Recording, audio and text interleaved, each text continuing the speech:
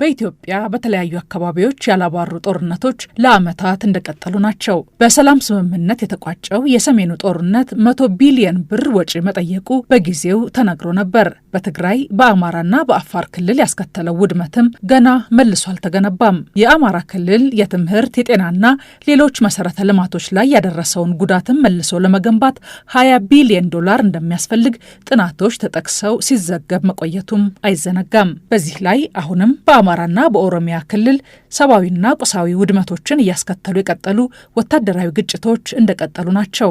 በሌላ በኩል በመገናኛ ብዙሃን የሚሰነዘሩ የቃላት ጦርነቶችን መሰረት አድርገው ሌላ ያንዣበበ ጦርነት ስለመኖሩ ስጋታቸውን የሚገልጹም አልጠፉም። ግጭቶችን ቢኖሩ እያደገ ነው የሚባልለት የኢትዮጵያ ኢኮኖሚ ሌላ ጦርነት የመሸከም አቅም ይኖረዋል ወይ? የምጣኔ ሀብት ጉዳዮች ተንታኙ አቶ ዋሲሁን በላይ እንደሚሉት ጉዳዩ ኢኮኖሚው ጦርነትን የመሸከምና ያለመሸከም ጉዳይ ብቻ አይደለም። የብርን የመግዛት አቅም ይበልጥ ከማዳከም ጀምሮ ብድርና እርዳታን የሚገድብ የኢኮኖሚ ማሻሻያ ፕሮግራሙን ወደኋላ በመጎተት ከአይኤምኤፍ ጋር የሚያጎራብጥ ከጎረቤት ሀገራት ጋርም እንኳን የመደራደር አቅምን የሚያሳጣ የውጭ ምንዛሬ አቅምንም የሚያሟጥጥና ብዙ መዘዝም ይዞ የሚመጣ ሊሆን ይችላል ይላሉ። መጀመሪያም የሚሸከም ኢኮኖሚ አይደለም። ለማደግ እየተጣጣረ ያለ ኢኮኖሚ፣ ሪዘርቭን እያብቃቃ የሚኖር ኢኮኖሚ ነው። ኤክስፖርቱን ለማሳደግ የሚሞክር ነው። ኢምፖርቱን ሰብስቲቱት ለማድረግ የሚሞክር ነው። ብዙ ሴክተሮች ላይ ክፍተት ያለበት ነው። ውጭ ቀጥተኛ ኢንቨስትመንት መጥቶ ማደግ የሚፈልግ ነው። ብድር አግኝቶ ማደግ የሚፈልግ ነው። እርዳታ አግኝቶ ማደግ የሚፈልግ ኢኮኖሚ ነው። ወጪ መቀነስ እንዳለበት በስትራቴጂ የሚመከር ኢኮኖሚ ነው። ስለዚህ የውጭ ምክንያቶችን ክሬት ካረግሽ እሱ ኢኮኖሚካሊ አስቸጋሪ ሊሆን ይችላል። ፖለቲካሊም ደግሞ ሌሎች ምክንያቶች ደግሞ ሊኖሩ ይችላሉ። ለምሳሌ አሁን የሚነሳው ሲናሪዮ በወደብ ጉዳይ ከሆነ ጦርነቱ ገበያለች ተብሎ የሚታሰቡ ሲናሪዮ እሱ ከሆነ አሁን የምትጠቀምበት ወደብ ላይ ራሱ የዋጋ ልዩነት የመደራደር አቅም ላይ ተጽዕኖ ሊፈጥርብሽ ይችላል። በሌላ በኩል ከዓለም አቀፉ የገንዘብ ድርጅት አይኤምኤፍ ጋር ስምምነት ላይ ተደርሶ የተገባበትን የኢኮኖሚ ማሻሻያ ፕሮግራምም ወደኋላ የሚጎትተው እንደሚሆን ጠቅሰው ለዚህም አይኤምኤፍ ራሱ ቀደም ሲል በሀገር ውስጥ ያሉ ግጭቶች ራሳቸው የኢኮኖሚ ማሻሻያው ላይ ተጽዕኖ እንደሚያሳድሩ በሪፖርቱ ማስጠንቀቂያ መስጠቱንም ያስታውሳሉ።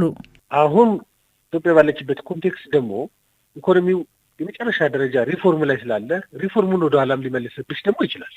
ሪፎርም ላይ ነው ያለው ኢኮኖሚው። በዚህ ሪፎርም ወቅት ኤክስፓንሽን ታይሙ ነው። ስለዚህ አንድ ዓመት ከጨረሰ በኋላ ሁለተኛ ዓመት ጀምሯል። በሁለተኛ ዓመቱ በፍጥነት እድገት የሚጠበቅበት ወቅት ነው። ዋጋ ንረትን መቀነስ፣ ኤክስፖርት አቅሙን የማሳደግ፣ የውጭ ቀጥተኛ ኢንቨስትመንቱን አቅም የማሳደግ፣ ኢምፖርት ሰብስቲቱት ማድረግ የሚችልበትን አቅም የማሳደግ፣ ፋይናንስ ሴክተሩ ላይ ያሉ የውጭ ተሳትፎችን በማስገባት ወደ ፕራይቬታይዜሽን ከፍተኛ ሂደት የሚጠበቅበት ታይም ነው። ይሄ ሪፎርም ደግሞ ለብቻሽ የምታደርጊው ሪፎርም አይደለም። እና ኤምኤፍ ጋር ከዓለም አቀፍ ተቋማቶች ጋር አብረሽ እያደረግሽ ያለሽው ሪፎርም ነው። የእነሱ ድጋፍ የእነሱ ሽግሽግ እየተጠየቀበት ያለ እኮ ሪፎርም ነው። ሪፎርሙ እንዲሳካ የሚያስፈልግ ከሆነ ይሄ በሙሉ እየተጠየቀ ነው። በፌዝ ነው እየተንቀሳቀሽ ያለሽው። ሪፎርም ላይ ያለ እንደዚህ ግጭቶች ውስጥ በአጋጣሚ የምትገቢ ከሆነ ሪፎርሜሽን ወደኋላ የመመለስ አይነት ባህሪ ይኖረዋል። የአይኤምኤፍም ሪፖርት የምትመለከች ከሆነ የሰላም ሁኔታን በአግባቡ ካልፈታችሁ በስተቀር የሪፎርም ሞመንተሙን ሊመልስባችሁ ይችላል የሚል ሪፖርት ከዚህ ቀደም እንደ ስጋት ያወጣሉ። ስለዚህ ምን ይላል? እንደ ባድ ሲናሪዮ ግጭቶች እንዳይኖሩ ማድረግ አለባችሁ የሚል ምክረ ሀሳብ ያወጣል። የተጀመረው የኢኮኖሚ ማሻሻያ ፕሮግራም አንዱ ዓላማ የውጭ ቀጥተኛ ኢንቨስትመንትን ማሳደግ ነው። ይሁንና በተለያዩ አካባቢዎች ከሚታየው የሰላም መደፍረስ ያለፈ ሌላም የጦርነት አዝማሚያ የሚታይ ከሆነ የውጭ ባለመዋለ ንዋዮችን የመሳብ ዕድልን የሚዘጋ እንደሆነም የምጣኔ ሀብት ባለሙያው አብራርተዋል። ምክንያቱም አንድ የውጭ ባለሀብት ከሚመለከታቸው አንድ መሰረታዊ ነጥቦች መካከል እዛ ሀገር ሴፍ ነው ወይ፣ መስራት እችላለሁ ወይ፣ ማምረት እችላለሁ ወይ የሚለውን ጥያቄ ማምጣቱ አይቀርም። ስለ ጦርነት ውስጥ ከሆንሽ ዋስትና ሰጭም ማለት እኮ ነው። አንድ ጥግ ላይ ነው ያለው ግጭቱ። ስለዚህ ምናምን ልትያትችም በቃ ሴፍ መሆኑን ማየት ይፈልጋል። ምክንያቱም ሌላ ሴፍ የሆነ ጎረቤት ሀገር ስላለለት እዛ ሄዶ ኢንቨስት ሊያደርግ ነው የሚመርጠው። የሀገር አጠቃላይ ኢኮኖሚ በጦርነትም ውስጥ እንደሚያድግ የጠቀሱት አቶ ዋሲሁን ይህ ግን ከፍተኛ የመንግስትን ወጪ የሚጠይቅ ይህም የህብረተሰቡን የኑሮ ሸክም የሚያቀሉ ምርትና ምርታማነትንም የሚያሳድጉ ጉዳዮች ላይ ሳይሆን ለጦርነቱ የሚያስፈልጉ ወጪዎችን በማብዛት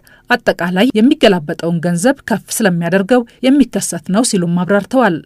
ጦርነት ከዓለም ገበያ በውጭ ምንዛሬ የሚገዙ ግብአቶችንም እንደሚፈልግ ጠቅሰው ከሌለው ላይ እያብቃቃ የሚጠቀምን የውጭ ምንዛሬ ክምችት ይበልጥ አመናምነው አስፈላጊ ሀገራዊ ሸቀጦችን ለመግዛትም የማንችልበት ደረጃ ላይ ሊያደርሰን እንደሚችልም የምጣኔ ሀብት ጉዳዮች ተንታኝ የሆኑት አቶ ዋሲሁን ስጋታቸውን ተናግረዋል። ከዚህም ባለፈ ገንዘብ ከሀገር እንዲሸሽ፣ የብር የመግዛት አቅምም የበለጠ እንዲዳከም ያደርጋል ሲሉ ይህን ነግረውናል። ሌላው የፐርሰፕሽን ጉዳይ ነው። ግጭቱ ይኖራል ማለትና ሁለተኛ ደግሞ ግጭቱ ውስጥ መግባት የሚፈጥረው የፐርሰፕሽን ጉዳይ አለ። ግጭት ካለ ኢንሴኪዩሪቲ እንዲሰማው ያደርጋል፣ ባለሀብቱ ህዝብም ማለት ነው። እሱ ምን ያደርጋል? ምንዛሬሽንም እያዳከምብሽ ይመጣል።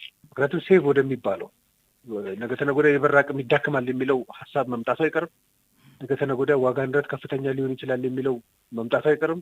ሪዘርቭ አይኖርም የሚለው ፐርሴፕሽን አስተሳሰብ ሊመጣ ስለሚችል ምን ያደርጋል? የገንዘብን የመግዛት አቅም እያዳከምብሽ ሊመጣ ይችላል። ደግሞ ጠቅላላ ኢኮኖሚ ላይ ችግር ነው። ግብጽ ከህዳሴው ግድብ ጋር በተያያዘ የውሃ ደህንነቷን ለማስጠበቅ ሁሉንም አይነት እርምጃ ልትወስድ እንደምትችል በተደጋጋሚ ስትዝት ይሰማል። እንዲህ ያለው ዛቻም በቀጠናው ግጭት ሊፈጠር ይችላል በሚል ስሌት ሶስተኛ ወገኖች በጉዳዩ ላይ ጣልቃ እንዲገቡ በመፈለግ ወይንም በቀጥታ በኃይል ለመፍታት ሀሳብ ኑሯትም ሊሆን እንደሚችል ከዚህ ቀደም ለሸገር በጉዳዩ ላይ አስተያየታቸውን የሰጡት ከታላቁ የህዳሴ ግድብ ተደራዳሪዎች መካከል የሆኑት አቶ ፈቅ አህመድ ነጋሽ መናገራቸው ይታወሳል። በሌላ በኩል ከኤርትራ ጋር የሚታየው የቃላት ጦርነትም ሌላ ግጭት ሊከሰት እንደሚችል ግምት ከሚወሰድባቸው ጉዳዮች መካከል ሆኖ በተለያዩ ወገኖች ይነሳል። የኢትዮጵያ መንግስት በበኩሉ የኤርትራን የተለያዩ ትንኮሳዎች በዝምታ የማልፈው ለሰላም ካለኝ ፍላጎት የተነሳ ነው፣ ከማንም ጋር ወደ ጦርነት የመግባት ፍላጎትም የለኝም ሲል ይደመጣል።